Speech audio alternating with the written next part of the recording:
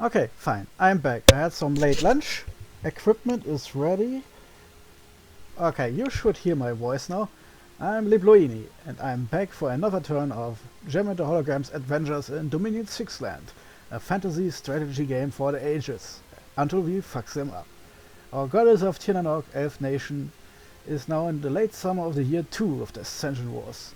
So let's see what our messages tell us. First off, we got evocation, like I said last time, not level 2, and we are now researching level 3. Let's take a fast look. Yep, we are already half through. Currently we are at 212 points per month, so next turn we had evocation 3, then 2 more turns for evocation 4, and another 2 turns for alteration 4. Sorry, guess I've eaten too much. Okay, that's 1 plus 2 plus 2, that's 5 turns. 5 turns, and then we have our absolute minimum and combat magic ready. And then we'll immediately go a step beyond. But this will take more turns, since it will take always twice as many RP per turn. And in our case, with current setting, getting to level 5 and anything. Okay, that's... shouldn't it be 800? I guess there is something wonky going on in the background. So, it starts at... let me think back. Level 1? No, level 0. 29 LP down to... it should be 50, yes. And with the current thing it should be 50, then from level 1 to level 2... 100, from level 2 to level 3, 200, yes, then 400, yes, then it should be 800. Why is it 700? Sometimes this game will kill me, S3. So it's obviously not exactly 2 times each time. Well, anyway, we'll see it, because we'll have to get alteration evocation to level 4 in a couple turns, and then we'll see if it's actually 700 for level 5 for everyone. Well, I wouldn't complain, but it's... man, all the shit you learn if you suddenly are forced to take a closer look at everything you're doing, because you're recording stuff. So, Achille has cast Rainbow again. This time there was nothing. Then our Crystal Priestess has found nothing. And then a bunch of battles. Again in the Dead Forest. We marched in, lost some slingers, killed the province defense, and since there are some giants here and a lot of those tiny hallowed guys, it seems we just destroyed a large chunk of money for Mekone. Here's our proud army marching forwards.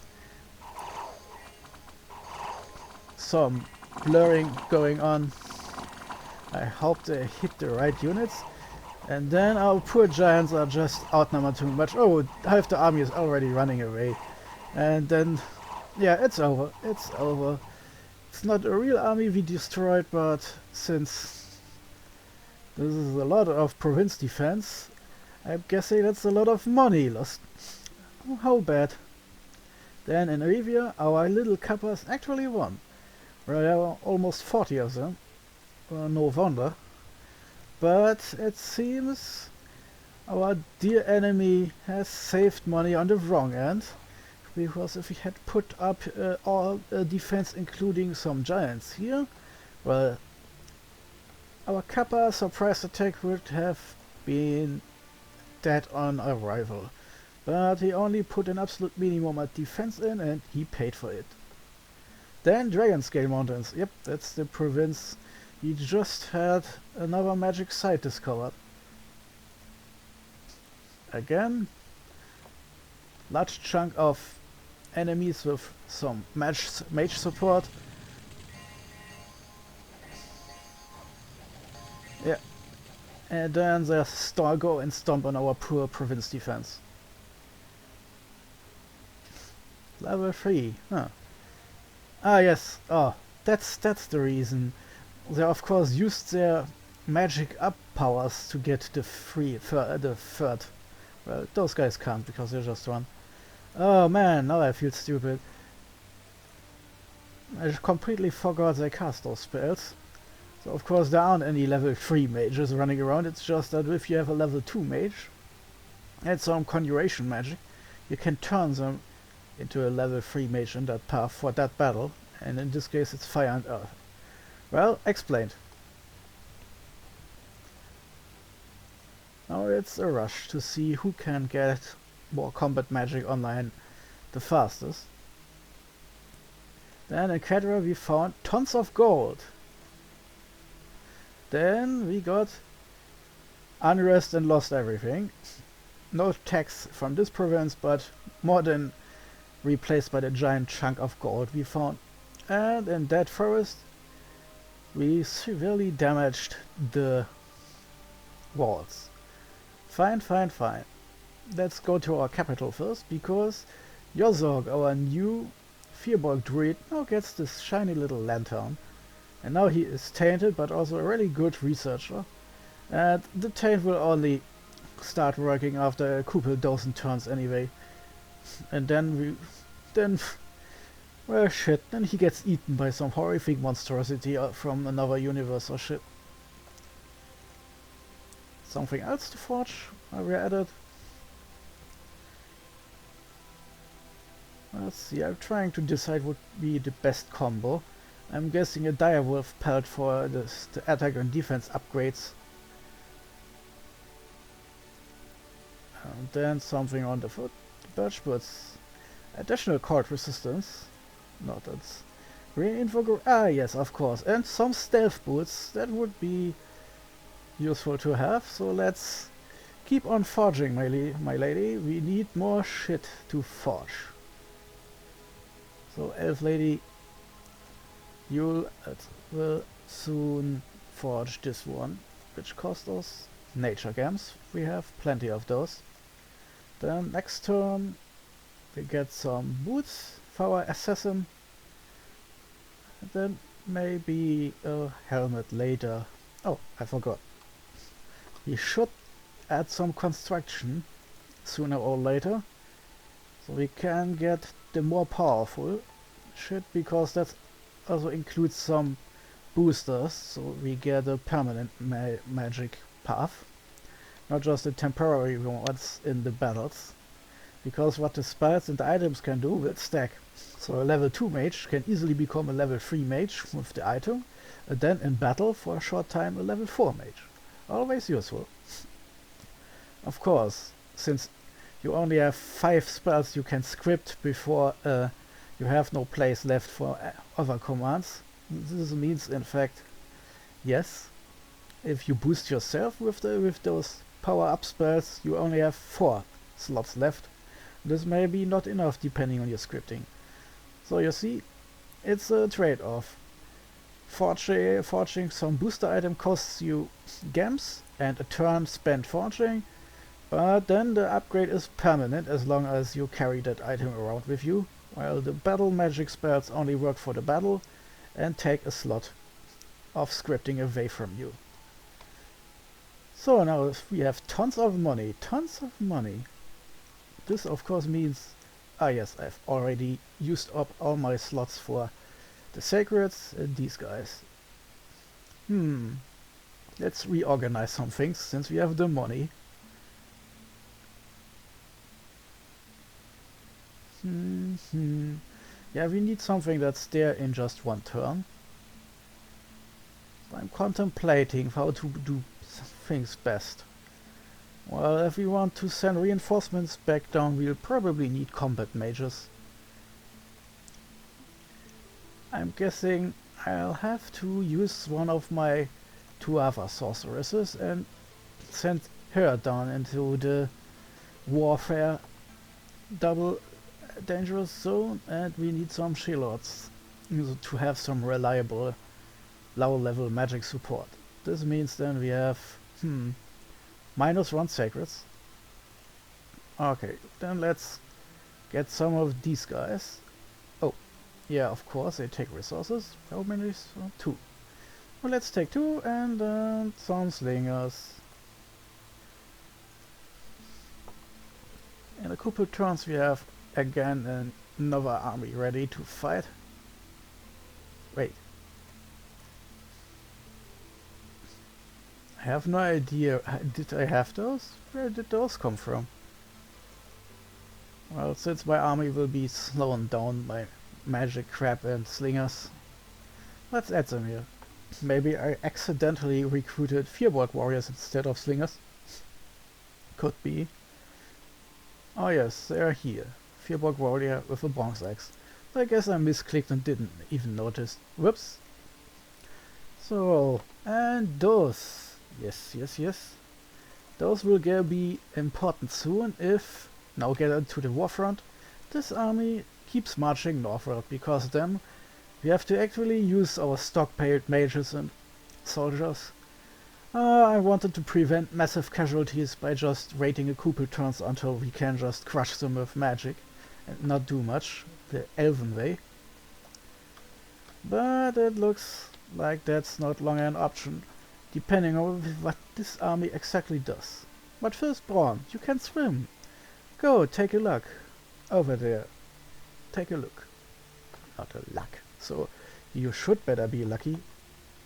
And a bit retreat here. So, of course, if he retreats deep in enemy territory, that won't help him. But if he gets discovered right here in the Grey Milks, hey, he can just run away back to Esquania if he's lucky. And we uncovered an Arco fortress here, that's nice. And our scout here discovered more Muspelheim. Ah, so either Muspelheim is really large, or the eastern border is Muspelheim. Let's see if there is more Arco up there. And then let's run all the way back to the cap, or maybe southwards. Then our attack here was successful. We crushed the province defense and are eating up this fort. But we know there's another army that could march out of Mekone. The question is now, will this army go north to take back the provinces we took and to throw those little kappas out? Or will it march directly to the west, since then they could try and push us off here from that forest? Anyway, it seems like splitting the army is no longer an option, because if I do this, they could easily get them destroyed in detail if the army on Mekone has enough magic to support themselves. Another of my scout is on the way through. Yes, he's scripted. Oops. So I can't see what's down here. More Mekone or more Muspelheim? I hope it's not, because that means it's more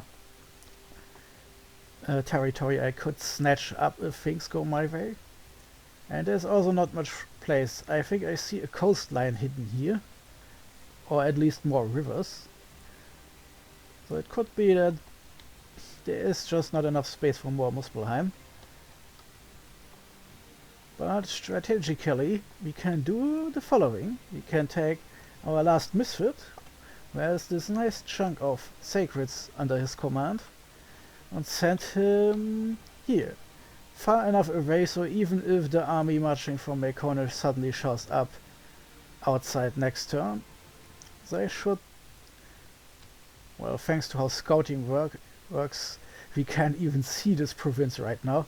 That's some fine logic for you. You just forgotten that this belongs to them.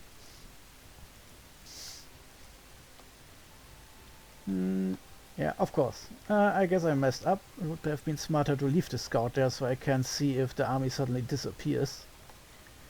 Because now we have the interesting thing. If we send them here, they could throw them off if they march back right then. If we march them here, we could slip them across into a faraway sea and would then have some kind of quasi-permanent scout right directly next to this important stretch of provinces, so we could observe what Mekone is doing. Of course, Mekone also didn't know that I would do this, so he saw my army down here. And considering he just abandoned pursuit and marched northward, yeah, apparently I don't know what he hoped. Yeah, did he forget about those two armies? Did he say? So is he planning to send out his army westward? Of course,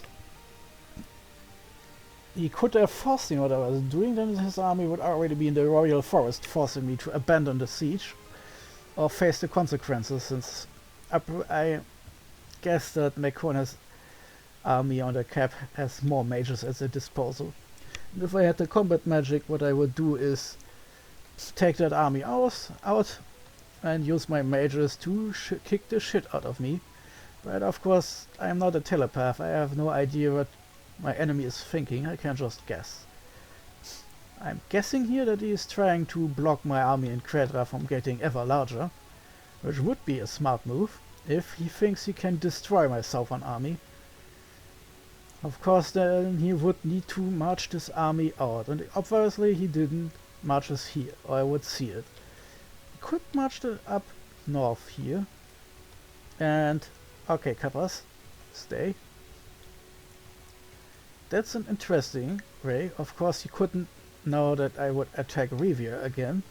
So one possible way for him to do things is his army is here and will then march westwards, retake Melmar and Kronenburg, and then try to join up with the main army up in the north. Of course, this would mean that he completely ignores my army here, which would be catastrophic, since after let's see, the fortification is a wall integrity of 200. We've already eaten a nice chunk of it. Probably break the thing open next turn. So let's see. Imagining he's attacking from here. Next turn he would be here. Then after that he would be here. Of course he could think that he then can just go south again and push me off. Then there would be two armies of mine running away from two armies of his. A bit ridiculous, really. So I have no idea what he is thinking he's doing with here. One option is he could go back, throwing my imaginary Kappa attack off, and then just sit and wait, because if he marches back, then his theoretical second army would then be here. And while the river is still in the way, then there would just be one turn from joining up again.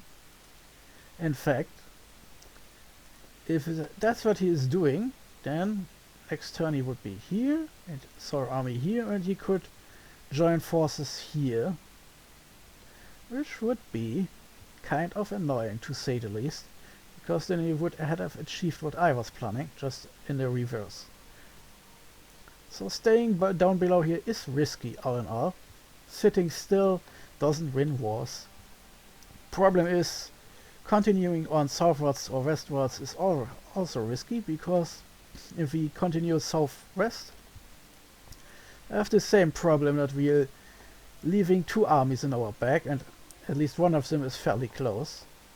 So if he is moving back and just took this province because he just could, then he could trap us down in the south. He could, of course, forcefully march to the east to see exactly what he is doing. But, I guess I have to do some gamble here. I really would like to stay here. But on the other hand, if he's on the march, I wouldn't actually see him coming. It's an interesting strategic problem. One I could have avoided if I hadn't moved my lonely scout here away. Because I keep forgetting it's not Dominions 5, and what's going on here is a bit harder to see now. Is there something I can do with this army here? Well, I'm still waiting on more mage power, of course. Again, this army is the weaker one. And since slingers are possibly a lot better against targets that aren't giants with giant shields, I should avoid to recruit too many of them. I have some additional points here, so let's get some glamorous chi warriors, since we can.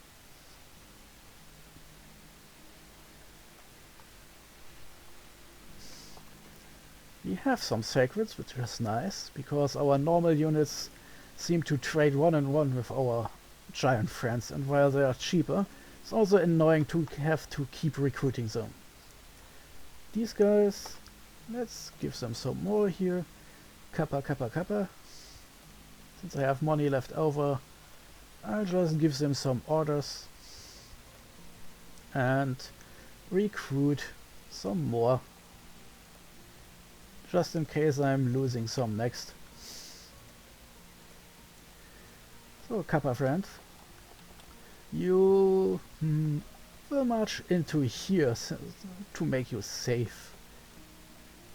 Okay, she is side searching, yes, now blue, so she is safe because she's out of range of the army and will not move. She will move, but the only provinces she could possibly reach. Search, so she will move into Corbion next, still out of range.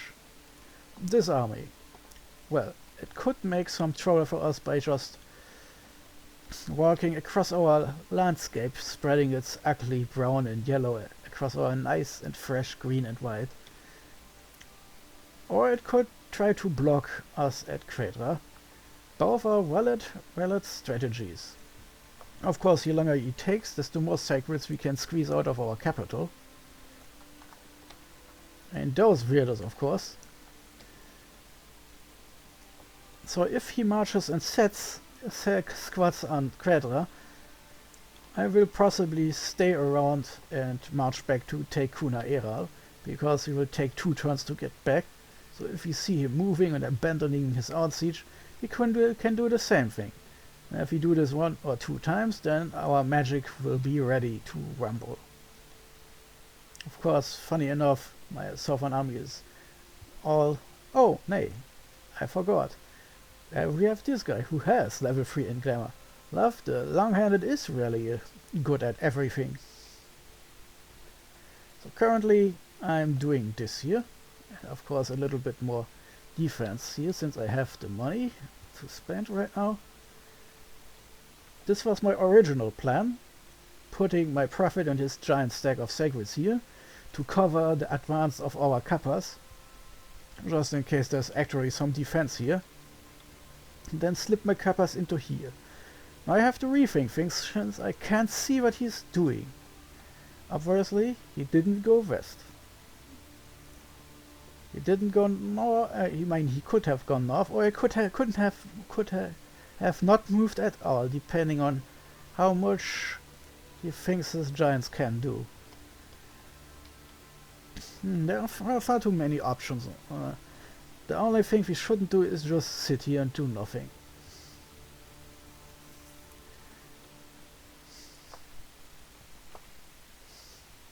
It would be not nice to lose this chunk of units, but on the other hand, right now we are both researching your spells.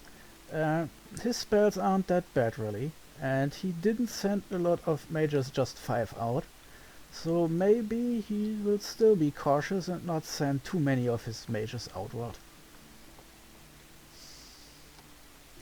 Well, if he does something here, we can just move up here and lure him to us, or we can just say fuck it and marching into Kuna Eral back via the dead forest. Hey, maybe we are lucky and he puts another giant amount of money into dead forest so we can smash it again. Right now my armies will be split even more. I'm not sure that's a good idea.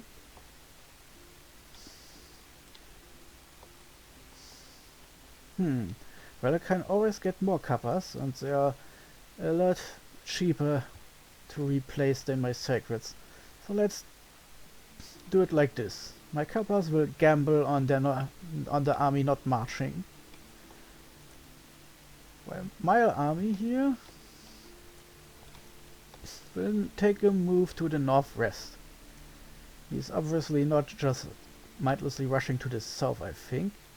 Oh, I forgot he could of course do this, since that would also be an option. He moves southward and then he moves westward. So in the next turn they are then both in the position to crush the army down south. But on the other hand, if we move our army concentrated up here and he moves off to annoy us at Quadra, well, since Quadra has a big force, he can't actually do jack shit with the army he has, at least not without getting smashed if he waits for long enough that my magic comes online. And we could use some Gamps. And since he had mages here in Kuna, yeah, I gather he should also have a lab. So let's do it like this.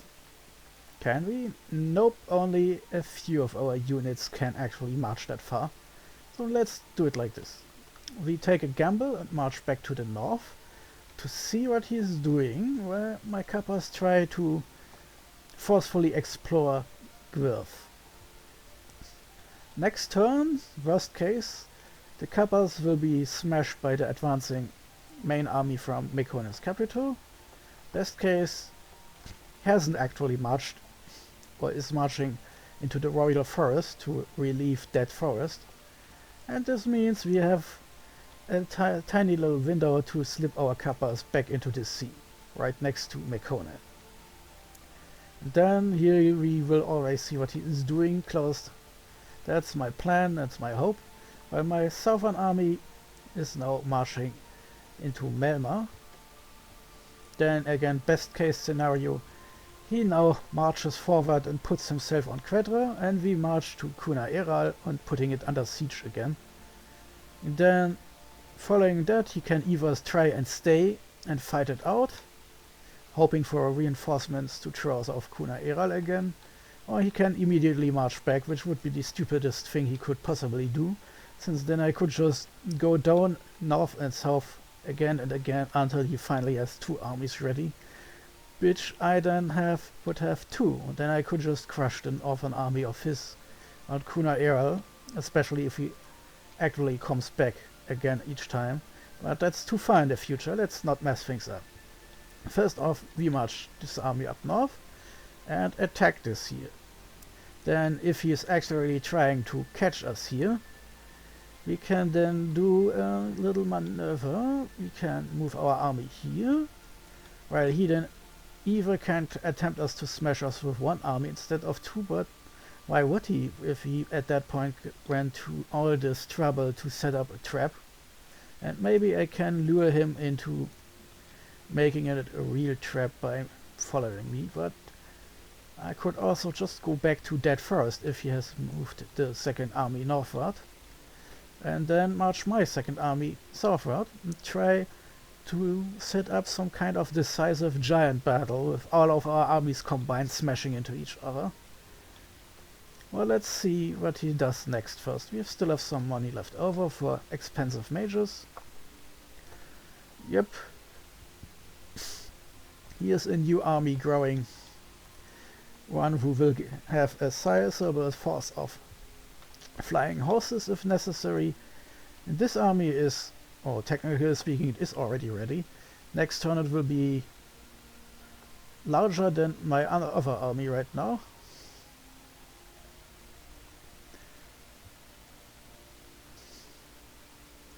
And yes, one more mage. Let's see what he's doing. Maybe he is like me and will want to play as annoying as humanly possible, in which case he's marching around taking my provinces to force me to lose the resources, which is of course the same thing I would be doing.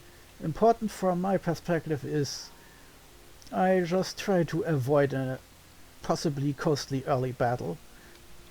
So if he starts walking around, well, regardless of what he's choosing, well, the smartest would of course be Esquania, because if he retakes that province, then we would be too close to him for comfort. But of course, if, well, the Joker is, what is he doing on his capital? At the very least, if I am discovering what is hidden here in this black zone to the northeast of Lomark, then I can put my scout back into Mekone, or at least into Tiash, to be forewarned if armies are coming up northward.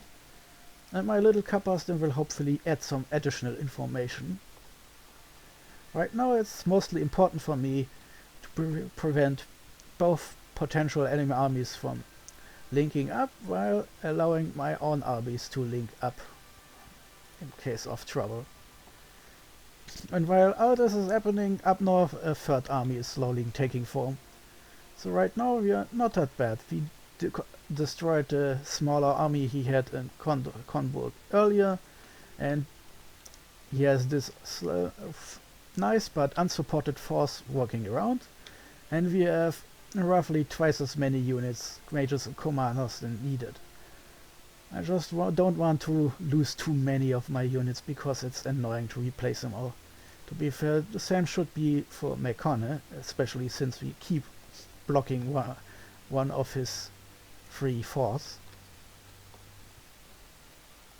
Anyway, nothing much more to do. There will a lot more maneuvering next turn, I suppose. And hey, hopefully he will do something that isn't just running back. That would be the boring option. In the east there is not much more than scouting to be done. But I really hope my kappas can slip into the water. That would make my life a lot easier. Well, our little raiding into Dead Forest at least cost him all the money he put into defending it, so it wasn't completely a loss. I could take it, of course, but again, we want to utterly destroy at least the army here in the field. And then I can split my elf armies into 2, 3 or even 4 bunches of sacreds and just hoover up everything. Because at that point the only way to counter us would be to put either a giant bag of money into a new giants or into province defense, and province defense we can counter simply by combining our surviving armies and smashing them. And then all that money would be lost anyway. So he couldn't recruit this turn here, but he can start recruiting here now. Then the turn of the... Yeah, okay. That's enough. You know what I want to do, people, and it looks not all players are ready, so now I can relax a little bit. Libluini out. Until next time, friends.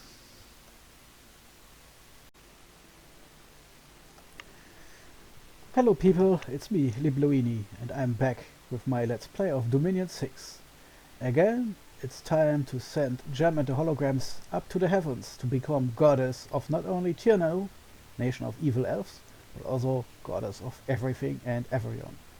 We have now early fall in the year TO2 of the Ascension Wars, and the number of messages is slowly going up and up. Let's see, first research. Yep, we are now at level 3 and at level 4. Let's go take a fast look. So we are up to 247 per month, so in 2 turns we'll crack evocation 4 and bite a chunk out of alteration 4. Yep. 300. That means 2 more turns and then we have alteration 4 and our stupid little miniature battle plan is ready.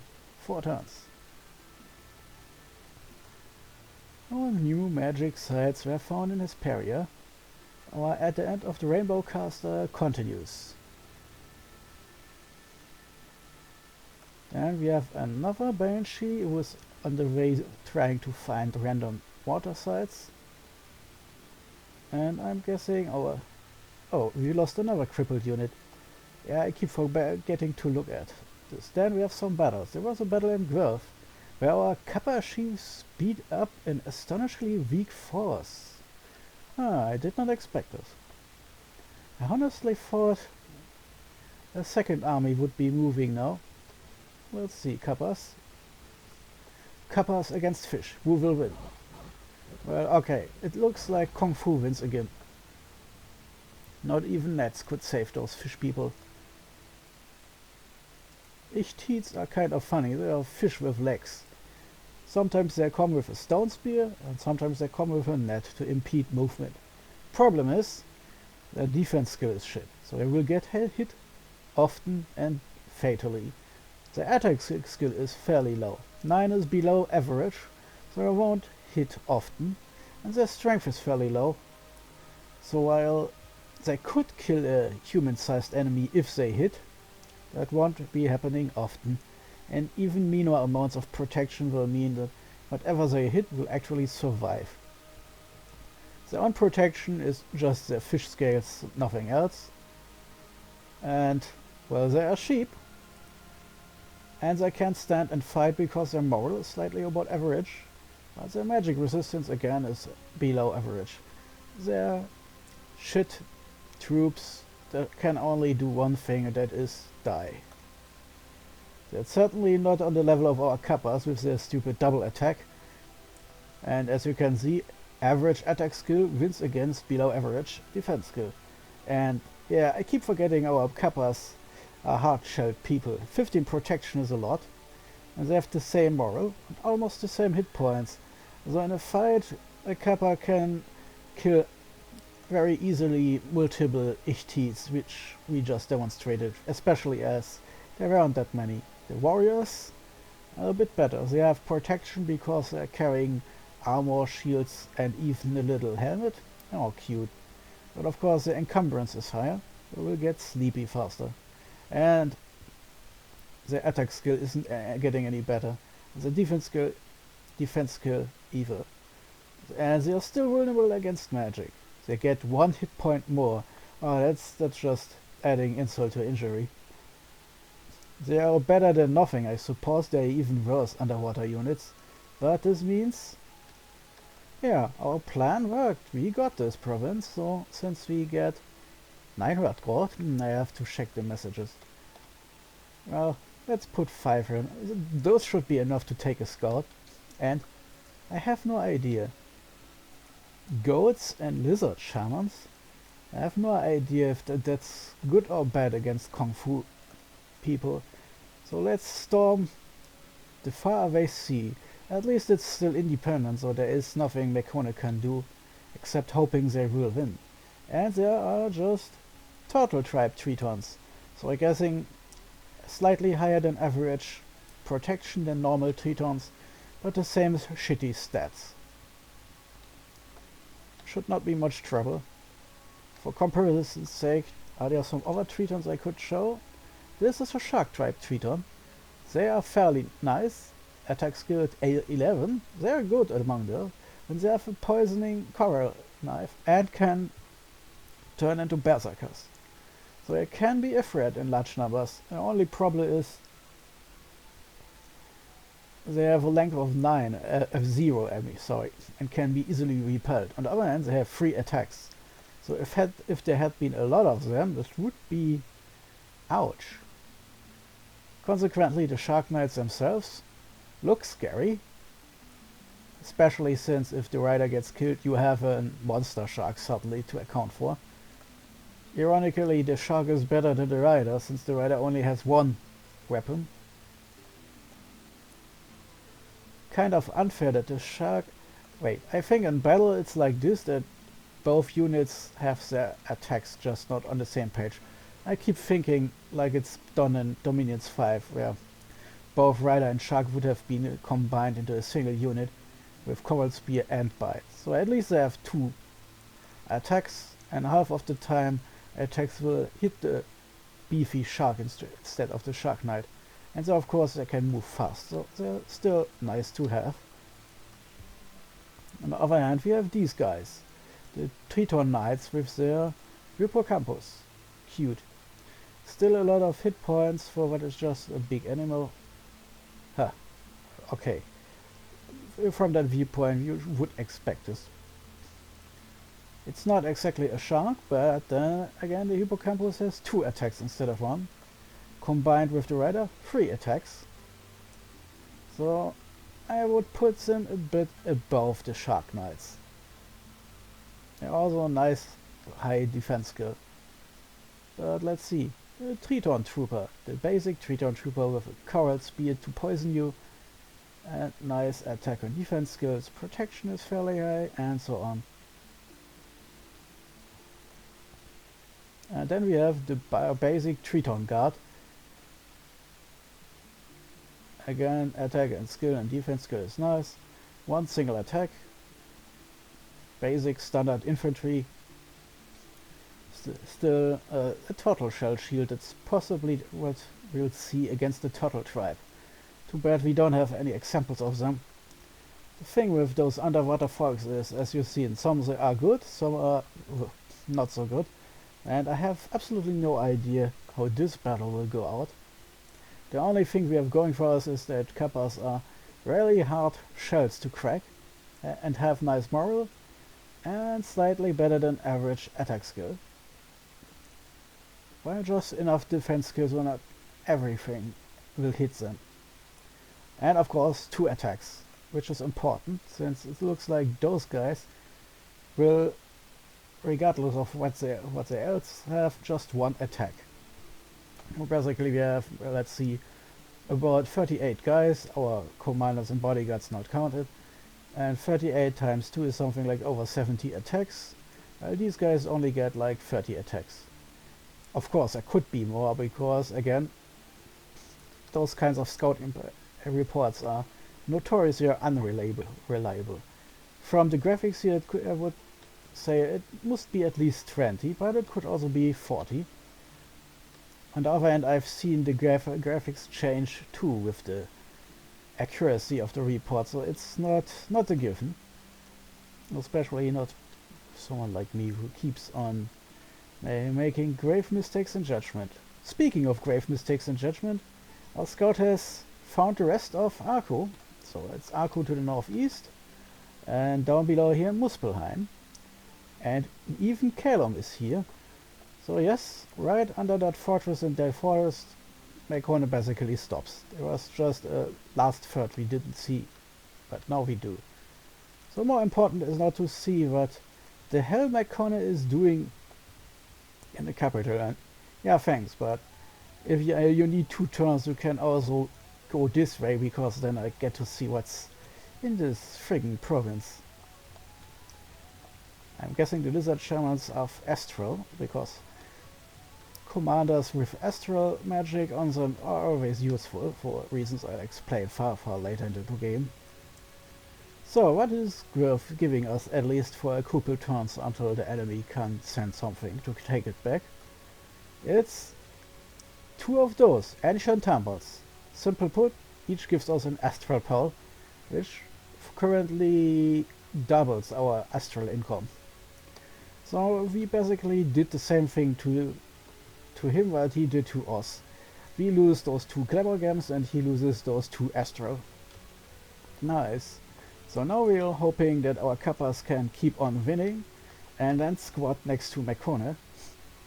Because this also means that if this works and I can see what's going on there, I can simply leave the scout here and then cover this entire approach to see his movements in advance. This? Well, okay, it could be that my army is now too far away from the dead forest to see if troops are in Royal Forest. But eventually, it takes no genius to note that he didn't take the northern route. So either this army is here, just out of sight, but, well, no, that can't be, because we are sitting right next to him here, so if there would be an army, it would be visible, just 1 province away, so I can only come to this conclusion that he didn't move his troops. I'm guessing it could be that he thinks the army isn't ready yet, to be fair. I have done the same sometimes. But he is really taking a lot of painful punches, just hoping that his other army will do things. And my army down south is now unified again back from my strike in Dead Forest. And since, yep, that was the other battle, let's show Quadra. He marched in, beat up some militia, and then set up shop. No surprises here. Let's see if he upgraded scripting to better magic or if everything is going swimmingly. Nope, it's still mostly magma bolts, which to be fair hurt, but there are worse spells.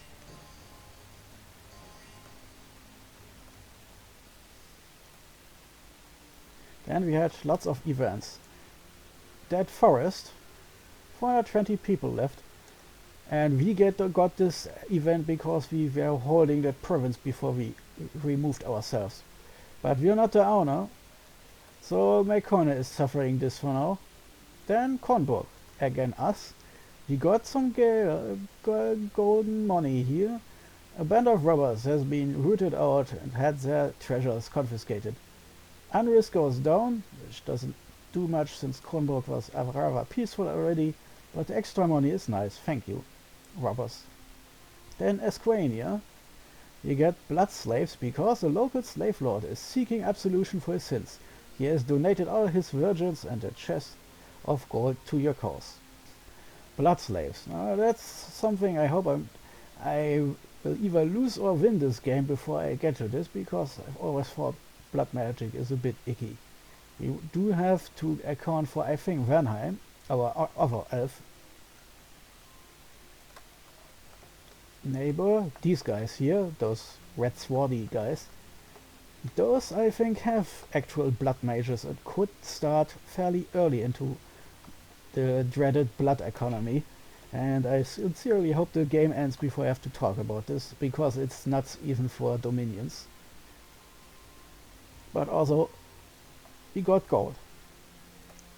Both taken together is almost a fortress upgrade or a temple or a lab, so that's nice, thank you.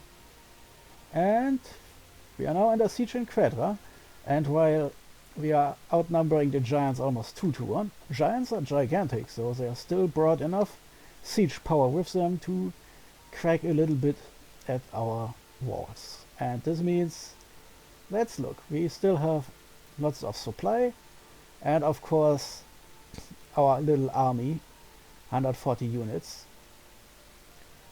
But apparently I was wrong, because I don't think the giants are this strong. It seems that not all of this. Let's take a look. I want to see. Yeah, that's siege strength, and this is siege defense about. Ah, interesting. So the calculation isn't 1-1 for everything. So it seems I was wrong. I thought those automatic defenses would be added to the siege defense, but apparently no, it's only a real army that can actively defend a fort against being cracked open. But still, 140, and the enemy has about 100 more, I think, if I have this right. At this rate, it will take him, let's see, 1 turn, 2 turns, 3 turns to crack it open. Which is too bad, because we would need 1 extra turn to finally unleash our little magic adventure. Too bad. Just 1 turn. That means we have to do a gamble and actually try to win the real way. My bless and whatever magic I have researched up to that point against his troops.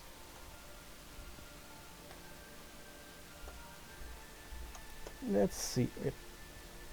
Since we have so many regular units, it stands to reason I should possibly start scripting my mages to do something magical, even it's just making our normal units slightly blurry, so the giants have trouble hitting them. It's one of those asshole-ish things elves should do, after all. Will we actually see this in action, or will there be something that causes him to abandon the siege? I mean, if the giants have to go in here, that would be messy. But I am not sure my highly mobile troops wouldn't actually be better on the open battlefield. So those giants have enormous high protection, but we only have 2 of those javelins anyway, so why not use them? And of course, these guys are supposed to stay behind, so let's hold and fire. Are there enemy archers? There are possibly only those losers down there, but those will melt on contact with our units anyway, since they're so shitty. They have run away 3 times out of 3 again, I think. So let's put some here. And then we have Kappas. They are here, so why not use them? More slingers. Let's put them here. And then I have more for our 9 units.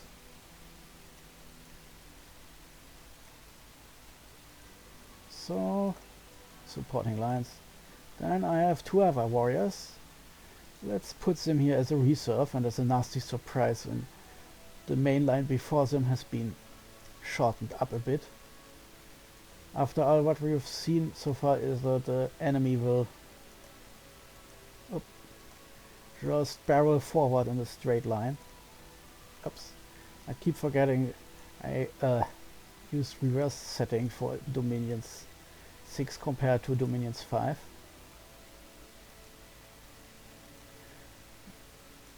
That should be enough. Let's keep those a bit out of the way. If we're lucky, we'll still get targeted, but now let's keep our majors a little bit off from the flanks. No idea, you can stay here. Hey, maybe you draw some enemy directly on top of you, that would be nice. So that's our basic defense army here and now.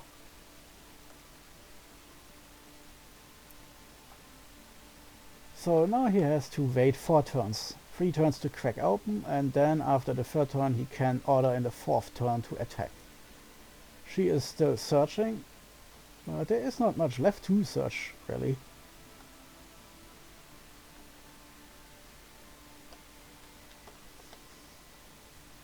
He could easily be taken out by a sidestep of that army there. Nobody cares about Cumberland here. Why not? A second commander would make more sense.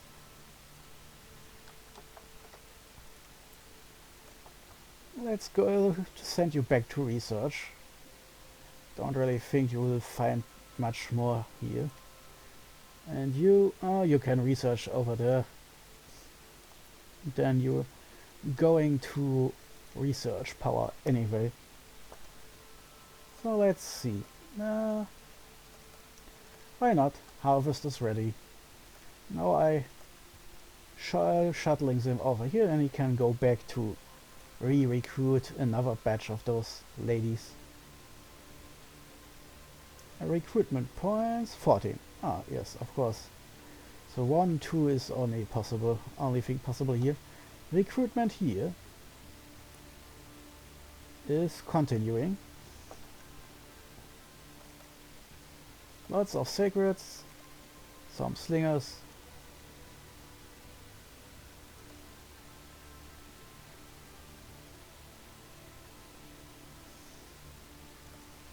Okay, did I accidentally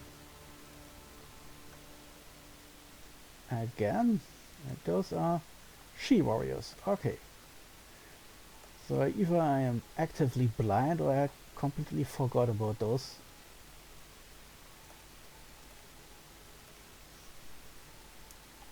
So let's see, what was that again? Ah yes, Shambler skin, that was it. You, my friend, can now breathe underwater.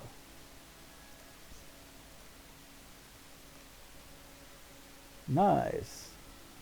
Underwater breathing. Now he can go underwater. This means we can finally take a look at what our neighbor underwater is doing. All peaceful like.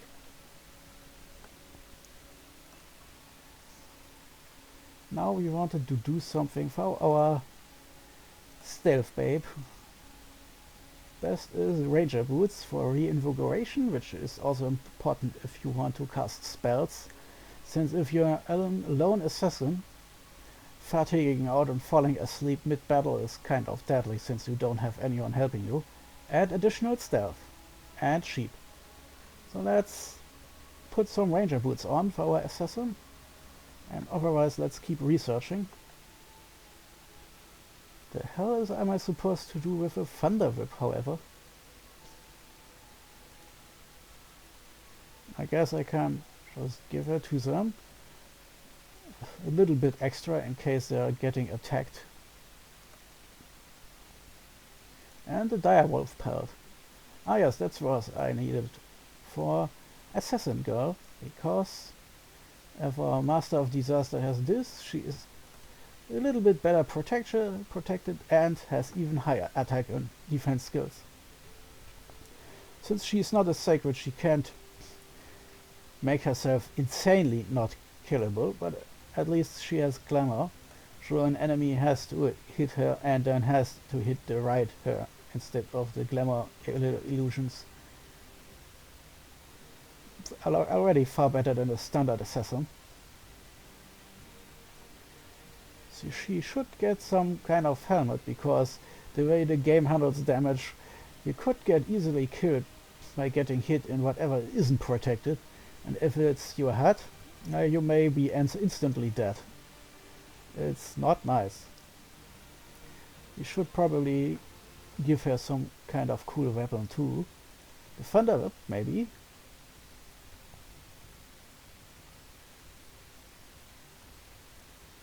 Could help if she's fighting someone that can summon small amounts of annoying animals, but on the other hand the damage is fairly low. So let's keep on thinking on this. What the hell am I doing here? So that's this. 12 resources and then Slinger. So, continues, and it's already a fairly strong army. Not many slingers, but I expect them to die anyway, mostly.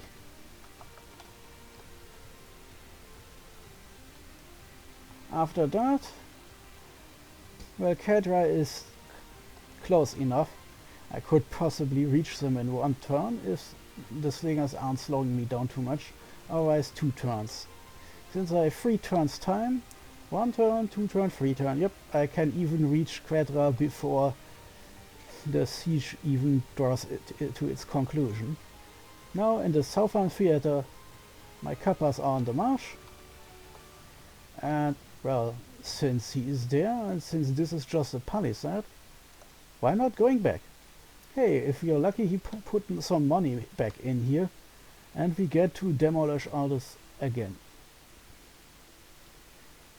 He didn't even recruit anything here, which may turn out a bad idea. 250 against our, what is our siege strength actually? 211.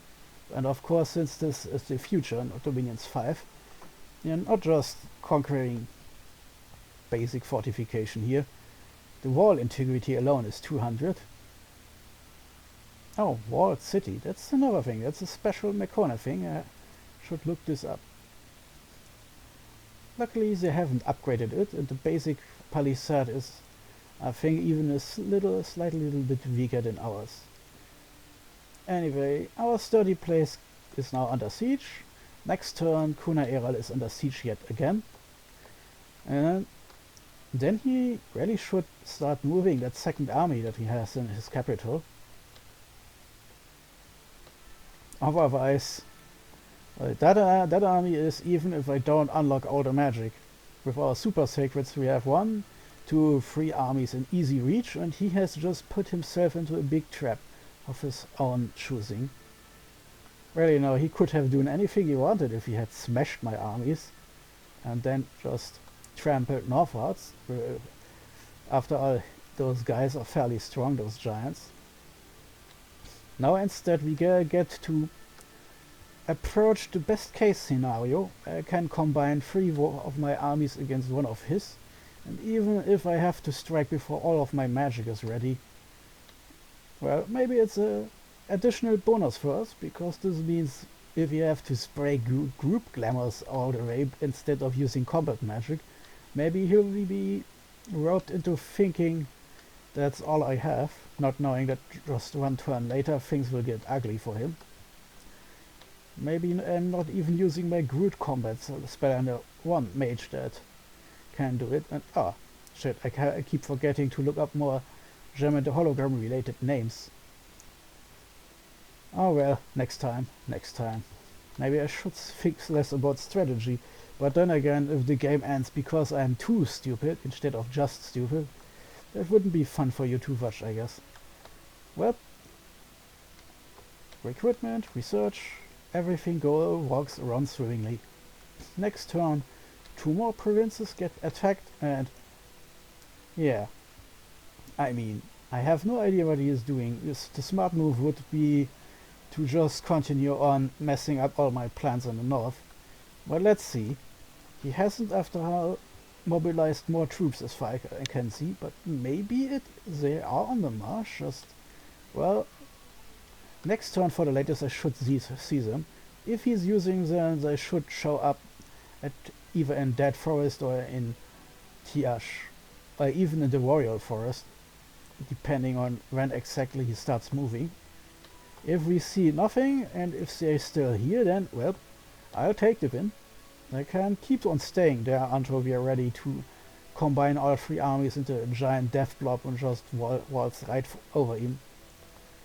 So of course I probably use just 2 of the armies and use the 3rd one to roll up all those provinces before any of the neighbors get antsy. Right now they're possibly staying calm, since they can't really see from down there how bad it really is for Mekone. Arco, of course, should be able to see my green slowly spreading eastward and southward here. Of course, I have no idea what Riley would think of this if he had scouts on land. Anyway, enough talking, let's close the gap right behind that enemy army and trapping them. After that, well, I wouldn't complain if he just stays here. If he moves down, that would be, well, annoying, but it would also mean I get an extra turn to research magic. And if he actually waits for long enough that I can roll out the old magic artillery, that would be a fun way to absolutely demolish him. The only thing we have to make sure is that not all of our mages and leaders die at the exact same time, otherwise our fake damage evaporates. That would be a hilarious end to the game. We all die because our mages couldn't support our false belief in damage. Yeah, let's see. Even I have no idea what this situation exactly is. I think as long as we control the fortress, we still control the gems. Anyway, let's get on with it. Yes. The scouts should stay where they are right now. And that's it. There are still some players not doing their turns right now. Ooh. Oh, that red thing means, I think, the same thing as Slash meant in Dominions 5, that they are not working on the turn, but contemplating something, an unfinished turn. The nation has partially played its turn marked as unfinished.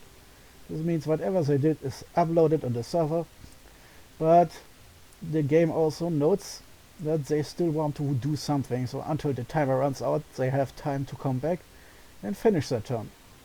Those grey ones are our dead players who didn't make it this far. Marverni we saw dying. TC is also dead now. They were Fantasy China. Sadly, we don't get to see them in this game since they died far away from us. Agartha, I think we took a small look at them. No, that was Abysia. Sorry, Abysia is also underground. Looks at Abysia, the Children of Flame, absolutely bodied the pale ones. Oh, those poor fuckers. They are earth and fire against fire and blood. And blood is, well, apparently fairly strong where magic is concerned. 2 players have left the building and 1 gave up before the murderous deed was done. We have this little thingy here to tell us and other players who are looking at this right now, if there were any, that I'm playing right now. Mekone did his turn and everyone is consequently waiting on Arco and Muspelheim now. But in a couple hours I will be asleep and tomorrow I will have to go to work. So I guess I can just relax, and everyone else has to wait on me again next turn.